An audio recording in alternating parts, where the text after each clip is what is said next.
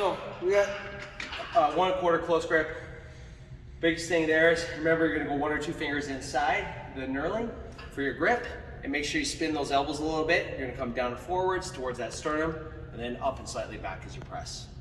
So I'm gonna teach you how to find your optimal grip for just normal benching, whether it's a flat bench, barbell benching, barbell incline, barbell decline, and I'm also gonna show you close grip. So I'll show you how to do both of these in this video, in this segment. And typically at Higher Power, we typically favor more of a moderate grip. We don't like to go super wide, we don't like to go super narrow. The reason is when you do wide grip benching, you tend to put a lot more force in your shoulder. You have about 1.5 times the force. And one of the things we know is that world-class bench press, athletes, power lifters, these guys tend to be able to lift for a long time, very heavy weight. They tend to favor more of a narrow grip. So we tend to do a little bit more of a narrow grip. So to find just your optimal grip, what you do is you go just stand shoulder width, feet a little narrower than shoulder width, bring your thumb to your thigh, and then just kind of come straight up.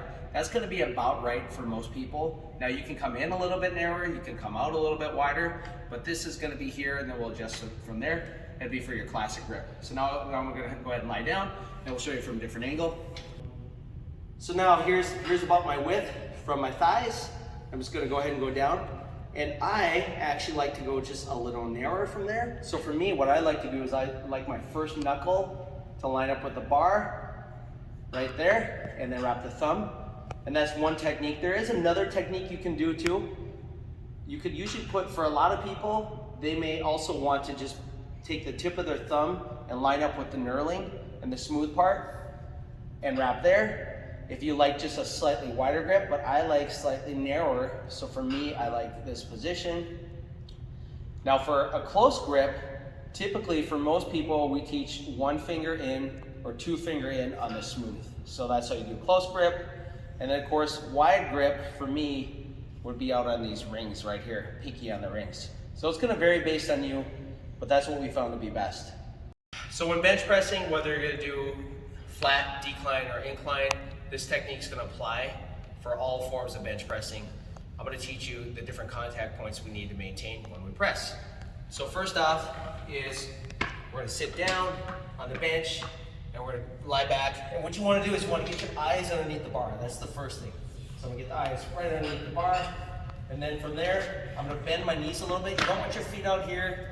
You don't want to be super bent where you're on your toes, although a lot of powerlifters will do it. We want our feet firmly on the ground, but we do want a little bit of knee bend. So right there, I have a pretty good knee bend. So that's a good position for me. That's gonna give me more solid base of support to press off of. Then from there, I'm gonna pop up my chest. I always wanna keep my head down and my butt down. So I have my feet down, that's contact 1 and 2, butt down, contact 3, shoulders down, and head down, okay? Now, next thing I'm gonna do is I'm gonna squeeze my shoulder blades together, really, really tight. That's really important that you always keep your shoulder blades anchored.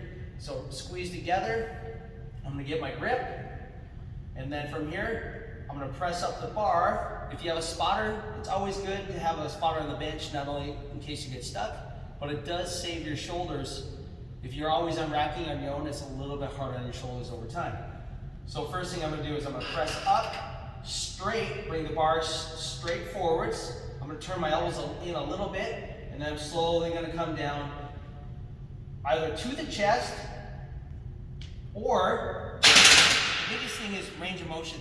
We always want a pain for your range of motion. Ideally, we're coming down to that chest, but if you're having a lot of pain, then you should use a range of motion that would be different for you. Maybe you would put a towel on your chest, or a board, or you would just simply stop. We want maximum pain for your range of motion. And another thing too, as far as with this grip, I always want, when I press, you don't want your elbows flaring out with any type of grip, okay? Whether you're super wide or narrow, you always want your elbows turned in a little bit. As you press, your elbows are turned in as opposed to being up here. If your elbows come above your 90 degrees, you're gonna have a lot of pain in your shoulder. You're gonna create shoulder problems in your shoulder.